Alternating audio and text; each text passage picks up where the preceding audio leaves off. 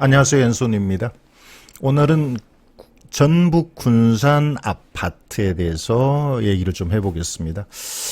이미 한 달 전에 유튜브에 군산 아파트에 대해서 한번 말씀드린 적이 있는데요. 일단 전체적인 분위기는 그때와 같습니다만 한 번 더 말씀을 드리죠. 군산이 인구가 그렇게 많은 도시는 아니죠. 그리고 산업이 좀 침체돼서 부동산의 가격은 지금 보여드리는 KB 통계처럼 오래전부터 하락한 지역입니다. 거의 한 6년, 7년 이렇게 하락을 했고 최근에는 이제 하락세가 어느 정도 멈췄는데 이게 상승의 전조로 보지는 않습니다. 워낙 많이 떨어져서 이제 더 이상 안 떨어질 거라고 보고요. 거의 이런 정도 한 2012년, 13년 정도부터 줄기차게 떨어져 왔는데 지금은 떨어지기보다는 거의 그냥 보합으로 가는 이런 정도 있는데 당분간 이게 유지될 걸로 봅니다. 왜냐하면 침체된 산업이 다시 되살아날 가능성이 단기에는 어렵다고 보고요. 인구도 늘어나지 않고 전라북도 전체적으로 익산, 전주는 조금 살아나는 지역이 있습니다만 전체적으로 집값은 좀 보합세고요. 다행히 더 떨어지지 않는 것은 군산의 공급이 어느 정도 안정화가 돼서 그렇다고 저는 봅니다. 군산의 공급을 한번 보여드릴까요? 역시 이 내용도 이전에 보여드렸던 내용인데 볼까요? 군산에 대해서 작년 여름에 좀 깊이 있게 검토한 내용입니다. 제가 검토한 건 아니고 제 직원이 검토한 건데 전체적으로 산업, 인구, 투자, 경제 이런 쪽이 좀 어렵다는 내용이었고요. 지역적으로 그럼에도 한 30만을 넘는 인구는 요쪽에 요 지역을 중심으로 좀 선호하는 여전히 거래는 좀 있는 그런 내용을 검토한 적이 있었고 인구는 전주로 많이 빠져나가고 주변에서는 또 이렇게 유입이 되는 그러므로 전체적으로는 좀 인구가 줄어드는 그런 정도였거든요. 근데 여기서 중요한 것은 어쨌든 이전까지 공급이 많아서 산업도 침체되고 그래서 부동산 가격이 좀 하락을 했었죠.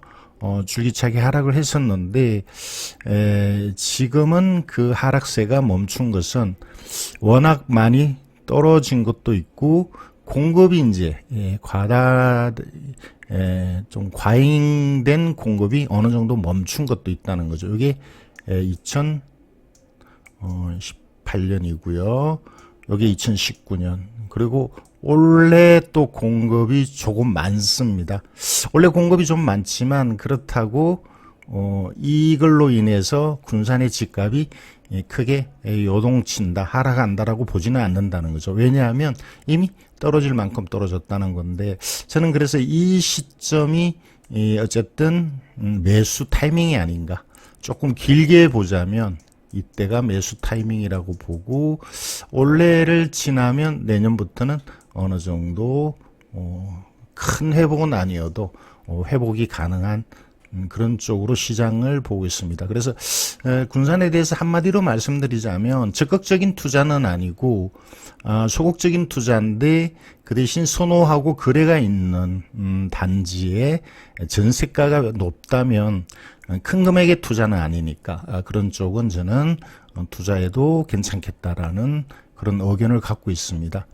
이제 그런 거를 바탕으로 오늘 말씀드리려고 하는 것은 그 중에 몇몇 아파트를 제가 표시를 해놨습니다만 여기는 한 번 더 떨어져야 되겠지만 어쨌든 이런 아파트들이 그나마 선호하는 아파트 단지라는 거거든요. 대체적으로 금액이 1억에서 2억, 1억 이하의 아파트가 많습니다. 이런 것은 이제 뭐 투자 쪽으로 볼 수는 없고요. 1억을 넘는 될 수 있으면 최근에 지은 그리고 군산에 선호하는 동네 수송동, 나운동 뭐 이런 쪽의 아파트는 관심을 가질만 하다고 봅니다. 자, 그런데 오늘 어떤 사건을 하나 좀 검토를 해보겠습니다. 4180 사건인데요. 나운동의 금호 아파트입니다. 층은 6층, 85평방, 2008년에 지었으니까 비교적 새 아파트죠. 10년이 약간 넘었습니다만 단지도 규모가 괜찮고요. 선호하는 위치입니다. 감정가는 2억 1천, 최저가가 1억 4,900, 2월 3일 입찰인데요. 이 물건을 보면서 제가 여러분들이 좀 몇 가지 주의할 일이 있다라는 걸 좀 말씀을 드리고 싶었습니다. 자, 어떤 내용이냐면 일단 임차인이 진정한 임차인이겠죠. 16년 전입하고 확정받은 보증금 1억 9천. 그 당시는 이 정도가 정상적인 시세였겠는데 1억 9천의 대항력 있는 임차인이라는 거죠. 이제 대항력이 뭔지는 여러분이 이미 알고 계실 거니까 따로 말씀드리지 않겠습니다. 이 임차인이 경매를 신청했습니다. 자기 보증금을 돌려달라고 경매를 신청했죠. 그 임차인을 대신해서 서울보증보험에서 경매를 신청했는데 이 대항력 있는 임차인의 보증금으로 인해서 이 아파트는 1억 9천 이하의 낙찰 받을 수가 없죠. 그리고 비용이나 이런 거를 고려한다면 아마도 1억 9천 5백 이상의 낙찰을 받아야 되지 않을까. 어차피 1억 9천 자체는 인수고 몇백만 원 비용이 또 먼저 들어가니까 이 금액 정도 이상의 낙찰을 받아야 된다라는 건데 이 아파트의 집값이 2억 2천 정도로 보거든요. 2억 2천이면 1억 9천 5백이 나쁘지 않다. 근데 더 이상 쓰기는 좀 어렵다라는 정도인데 문제는 이 김 씨가 1번 배당이 맞냐라는 거죠. 기록상으로 보면 임차인이 16년 7월 전입, 16년 7월 확정이니까 1번 배당으로 보이고 확실히 1번이 맞다면 1억 9천 5백 정도 쓰면 임차인이 1번 배당으로 다 받아가니까 낙찰자가 인수할 게 없는데 여기 하나 신경 쓰이는 게 있습니다. 그게 압류입니다.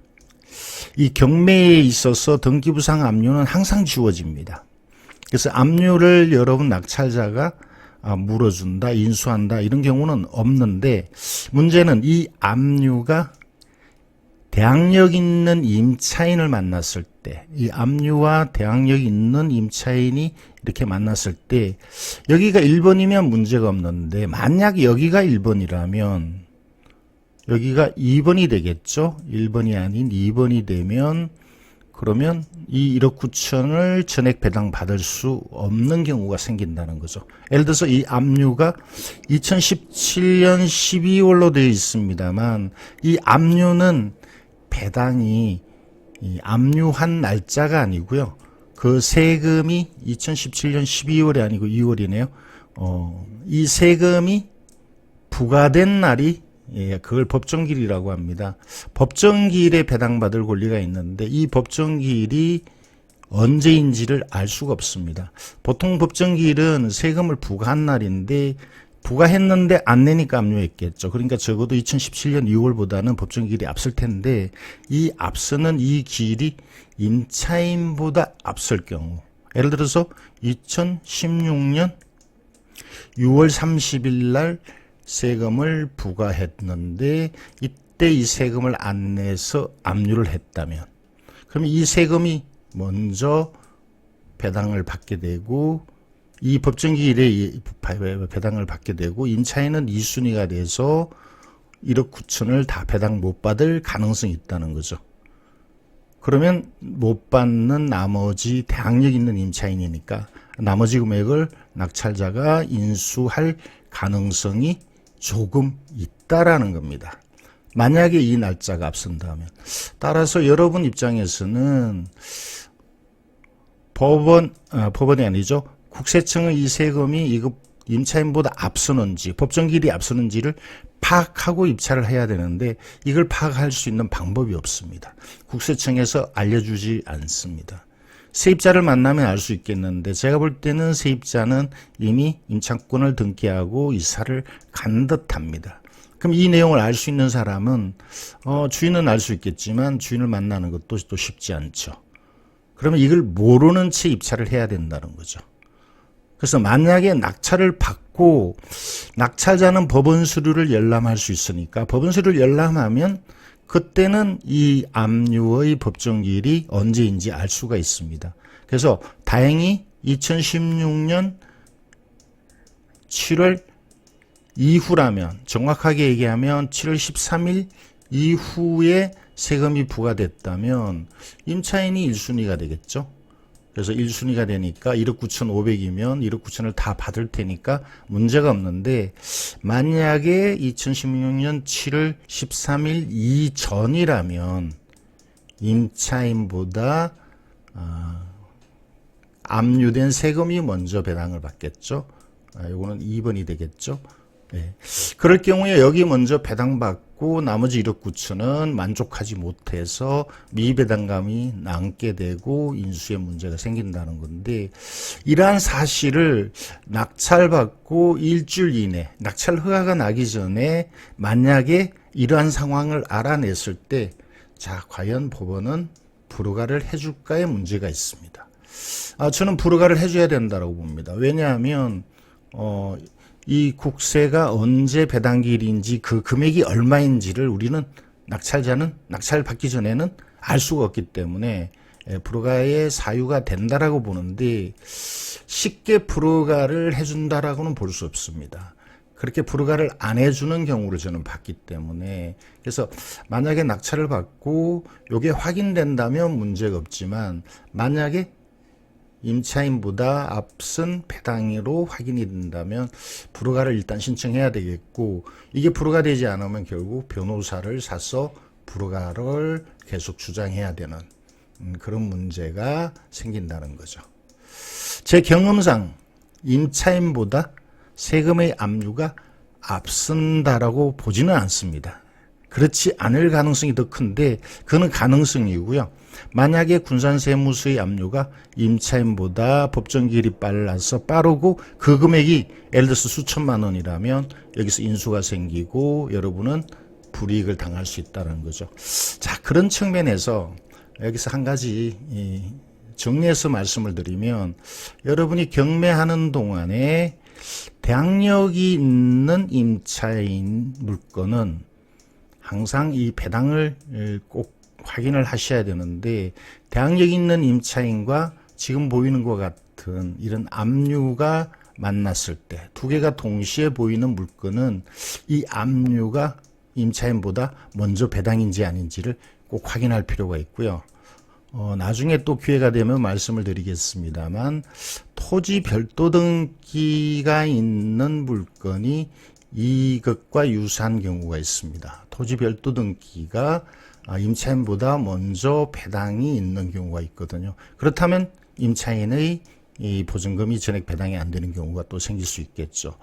하나 더 있습니다. 이것이 임금입니다. 체납임금이죠. 체납임금은 법적으로 1순위 배당으로 돼 있거든요. 그래서 이런 세 가지 대항력 있는 임차인과 압류, 토지별도 또는 임금이 이 두 가지가 다 보이는 물건은 여러분 입찰할 때 유의를 하셔야 된다는 거고요. 만약에 대항력이 없는 임차인이면 상관없습니다. 세금을 먼저 받아가면 임차인은 못 받아갈 경우 인수는 아니죠. 대항력이 없으니까. 토지별도 등기나 임금도 마찬가지죠. 지금 정리해서 말씀드리는 내용을 여러분이 경매하는 동안 주거용 건물을 낙찰받는다면 그리고 그 건물에 대항력 있는 임차인이 있다면 항상 체크해야 될 물건이라는 걸 말씀드리고 싶습니다. 그래서 이렇게 결론을 내죠. 군산이라는 지역이 가격은 보합세고 장래에는 조금 더 회복할 가능성이 있는데 전세가가 워낙 낮아서 소액 투자하기는 괜찮은 동네이긴 하지만 이 물건과처럼 대항력이 있고 세금이 문제가 있는 물건은 여러분은 가급적 정확하게 파악이 안 된다면 입찰을 하지 않는 쪽으로 가는 것이 좋겠다고 결론을 내리고 싶습니다. 아울러서 시세를 한번 알아볼까요? 시세를 보면 이 동네 가격이 좀 7년 동안 보면 좀 하락해온 줄기차게 하락을 했었죠. 최근에도 또 오르는 쪽은 아닌 다시 회복하는 듯 하다가 또 멈추는 이런 모습을 보였고요. 물건 나온 것도 제가 봤을 때는 2억 2천 이상을 받기는 어려운, 전세는 1억 한 8천, 그렇죠? 1억 8천, 전세가가 비교적 높은. 그리고 이 차트도 보여드리겠습니다. 보면 거의 아까 말씀드린 것처럼 같은 평형인데요. 약간 그래프가 좀 다르게 나옵니다만, 보시면 거의 12년부터 거의 줄기차게 떨어졌는데 최근에 와서는 거의 보합세로 가고 있다는. 그래서 이게 상승의 가능성이 있다면 적극적으로 투자해도 되는데 그 상승세가 그렇게 높지는 않을 거라는 제 판단이 있습니다. 자, 그래서 이미 뭐 정리를 다 해서 말씀을 드렸습니다만 군산 쪽은 소액의 거래가 좀 있는 소액 투자의 단지만 여러분들이 관심을 갖고 투자하시기를 권하고 싶습니다. 자, 오늘은 군산의 아파트에 대해서 말씀드렸습니다. 감사합니다.